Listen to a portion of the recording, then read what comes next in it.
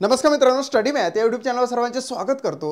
2024 मध्ये जी TET IBPS pattern नुसार होणार आहे, त्या आयबीपीएस पॅटर्न मध्ये मॅथमॅटिक्सचा काय सिलेबस असेल, त्यामध्ये इम्पॉर्टन्स असे प्रॉब्लेम्स कोणते असेल हे लक्षात घेऊन आपण एक सीरीज सुरू केलेली आहे। एक क्वेश्चन टार्गेट करायचा आणि त्यावर आधारित 5 क्वेश्चन्स हे तुम्हाला सरावासाठी द्यायचे। आज आपण टार्गेट केलेला क्वेश्चन आहे दिनदर्शिकेचा मीन्स कॅलेंडरचा। 2012 साली प्रजासत्ताक दिन जर गुरुवारी साजरा झाला तर त्याच वर्षातील लोकमान्य टिळक पुण्यतिथीचा वार कोणता। मित्रांनो, अशा प्रकारच्या क्वेश्चन मध्ये थोडी रिस्क असते। रिस्क म्हणजेच काय की यामध्ये आपल्याला तिथी माहित पाहिजे, म्हणजेच आपल्याला या ठिकाणी प्रजासत्ताक दिन केव्हा आहे हे तर तुम्हाला माहितच आहे की 26 जानेवारीला आहे। स्वातंत्र्य दिन केव्हा आहे तर 15 ऑगस्टला आहे हे माहित आहे। मात्र या ठिकाणी लोकमान्य टिळक पुण्यतिथी केव्हा आहे तर बऱ्याच जणांना माहित नसते। सो थोडं जनरल नॉलेज याविषयी आपल्याला पाहिजे। लोकमान्य टिळक पुण्यतिथी हे 1 ऑगस्टला असते। 1 ऑगस्ट आपल्याला लक्षात घ्यायचं आहे। मित्रांनो, हे काय तर सरळ गणित आहे।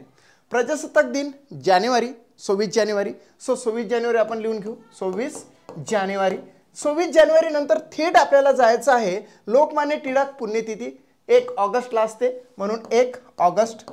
ओके, आता जानेवारी पासून फेब्रुवारी, मार्च, एप्रिल, मे, जून, जुलै आणि नंतर ऑगस्ट या ठिकाणी आपण गॅप्स बिटवीन मध्ये महिने सुद्धा लक्ष घेतले।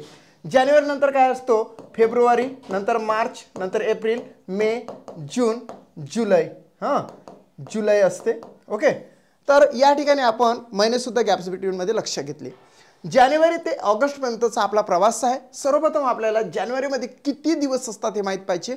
जानेवारी मध्ये मित्रांनो 31 दिवस असतात, म्हणून आपण 31 मधून 24 वजा करणार आहोत। आपल्याला या ठिकाणी आलेला आहे 5 हा आपल्याला लेफ्ट हँड साइडचा काय झालेला आहे कोड झालेला आहे। आता राईट हँड साइडला आपण लास्ट मध्ये येऊ।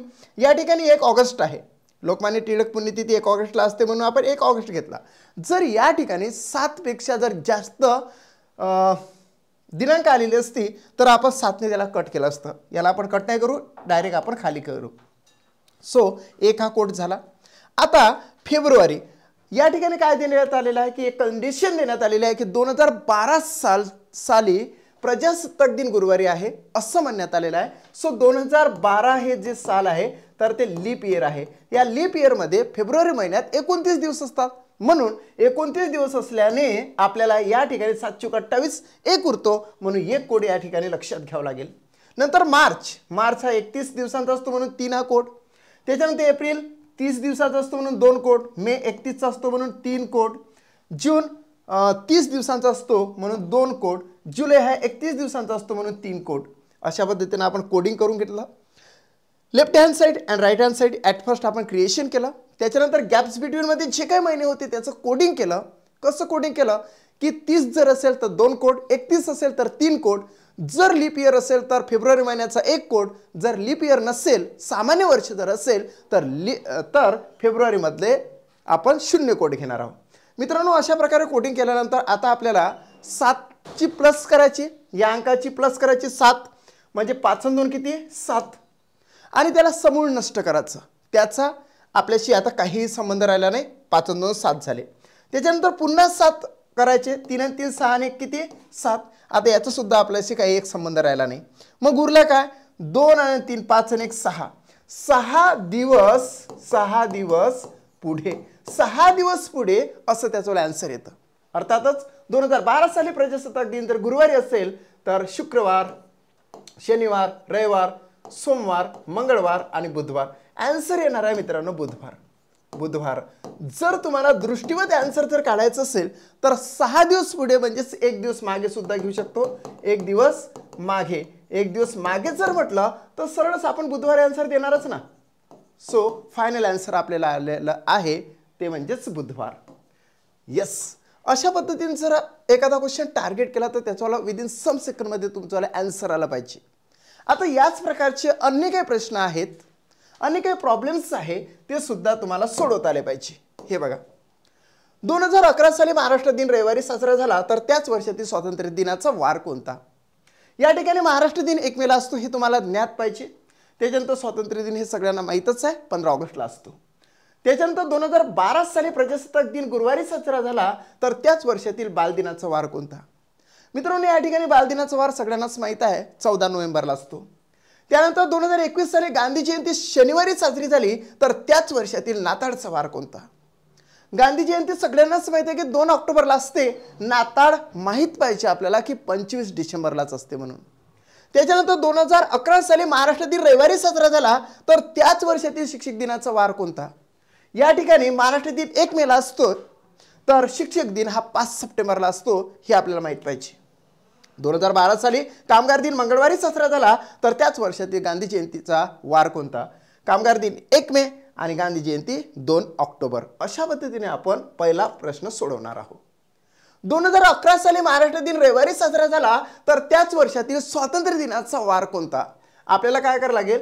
आपल्याला 2012 सालचा 1 मे घ्यावा लागेल. महाराष्ट्र दिन केव्हा असतो? तर 1 मे. 1 मे घेतला. 1 मे 2011. इथून थेट आपण पुढे गेलो तर त्याच वर्षातील स्वातंत्र्य दिनाचा वार कोणता? म्हणजेच आपल्याला 15 ऑगस्ट पर्यंत यावं लागेल. आता डावी साईड आणि उजवी साईड आपल्याला करायचं आहे क्रिएशन. सो या ठिकाणी मे मध्ये किती दिवस असतात? तर 31 दिवस असतात. 31 वजा 1 म्हणजे झाले 30. आता हे 30 7च्या पाड्याने कट करायचे. 7 1 7 2 14 7 21 7 28. 28 कट झाले, तर या ठिकाणी राहिले 2. 2 हा आपल्याला कोड झाला डाव्या साईडचा. आता आपण उजव्या साईडकडे आलो. 15 ऑगस्ट म्हणजे एंडिंगला आलो आपण. 15 ऑगस्ट म्हटलं तर 7 1 7 2 14. 14 इथून निघून जातात आणि 1 हा कोड राहतो. म्हणजेच आपण डावीकडची बाजू आणि उजवीकडची बाजू सॉल्व केली. आता गॅप्स बिटवीन मध्ये मे ते ऑगस्ट पर्यंतचा आपला प्रवास आहे. मे नंतर काय? जून नंतर काय? जुलै. म्हणजेच मे जून जुलै ऑगस्ट. जून महिन्यामध्ये 30 दिवस असतात, म्हणून या ठिकाणी 2 हा कोड येतो. जुलै महिन्यामध्ये 31 दिवस असतात, म्हणून या ठिकाणी 3 हा कोड येतो. बस झालं. कोडिंग आपण केलं. 2 2 3 आणि 1. आता कोडिंग मध्ये आपण 7 ची प्लस करायची आणि समूळ नष्ट करायचं.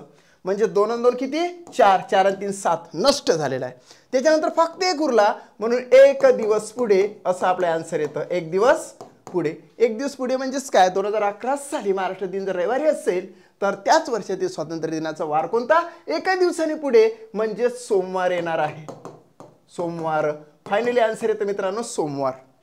नेक्स्ट क्वेश्चन आपण घेऊ. 2012 साली प्रजासत्ताक दिन गुरुवारी साजरा झाला, तर त्याच वर्षातील बालदिनाचा वार कोणता? या ठिकाणी प्रजासत्ताक दिन देण्यात आलेला आहे आणि आपल्याला अट देण्यात आलेली आहे की 2012 सालचा प्रजासत्ताक दिन आहे. तर या ठिकाणी 26 जानेवारी आपण घेतलेला आहे. त्याच्यानंतर 2012 मी लिहून घेतो आणि थेट आपला प्रवास होणार आहे बालदिनापर्यंत, म्हणजेच 14 नोव्हेंबर पर्यंत. झालं. आता डाव्या साईडची बाजू आणि उजव्या साईडची बाजू यावर आपण क्रिएशन करणार आहोत.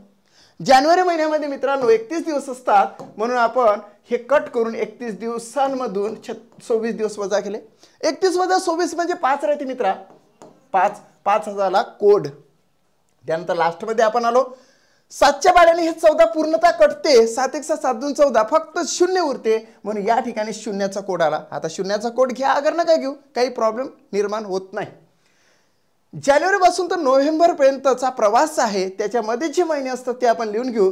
जानेवारी, फेब्रुवारी, मार्च, एप्रिल, मे, जून, जुलै, ऑगस्ट, सप्टेंबर, ऑक्टोबर आणि नंतर नोव्हेंबर. नंतर इथं काय आलेलं आहे? जानेवारी, फेब्रुवारी, मार्च, एप्रिल, मे, जून, जुलै, ऑगस्ट, सप्टेंबर, ऑक्टोबर, त्याच्यानंतर नोव्हेंबर. आता बघा या ठिकाणी फेब्रुवारी महिना हा लीप वर्षाचा आहे, कारण या ठिकाणी 2012 हे वर्ष कशाचं आहे? लीप इयरचं आहे. म्हणून फेब्रुवारी महिन्यामध्ये 29 दिवस असतात, म्हणून या ठिकाणी 1 हा कोड घ्यावा लागतो. मार्चचे 3, फेब्रुवारी मार्चचे 3, जानेवारी फेब्रुवारी मार्च एप्रिलचे 2, मेचे 3, जूनचे 2, जुलै आणि ऑगस्टचे 3, सप्टेंबरचे 2 आणि ऑक्टोबरचे 3 आणि नोव्हेंबरचा तर 0 आला. डावी साईड, उजवी साईड, त्यानंतर मधातले गॅप्स बिटवीन मध्ये असणाऱ्या महिन्यांचे कोड आपण लक्षात घेतले आणि आता आपल्याला करायचे काउंटिंग केल्यानंतर 7ची काउंटिंग केली की त्याला समूळ नष्ट करायचं. 5 आणि 2 7 नष्ट. 3 आणि 3 6 आणि 1 7 नष्ट. नंतर 2 आणि 2 4 आणि 3 7 नष्ट आणि उरलं काय? तर 3 आणि 3 म्हणजे 6. 6 दिवस पुढे येतोय आन्सर. 6 दिवस पुढे म्हणजेच आपण 1 दिवस मागे सुद्धा घेऊ शकतो. अर्थातच आन्सर येते 2012 साली प्रजासत्ताक दिन जर गुरुवारी साजरा झाला तर त्याच वर्षातील बालदिनाचा वार कोणता? गुरुवार, शुक्रवार, शनिवार, रविवार, सोमवार, मंगळवार आणि बुधवार. म्हणजे 6 दिवसाने पुढे तर बुधवार येतो. आणि अर्थातच 1 दिवसाने मागे जरी लक्ष घेतलं तर डायरेक्टली आपल्याला आन्सर गुरुवारच्या मागचा दिवस बुधवारच आला. म्हणून फायनली आन्सर येते मित्रांनो बुधवार. बुधवार. देन थर्ड क्वेश्चन आपण लक्षात घेऊ. 2021 साली गांधी जयंती शनिवारी साजरी झाली तर त्याच वर्षातील नाताळचा वार कोणता? It's very easy to find out.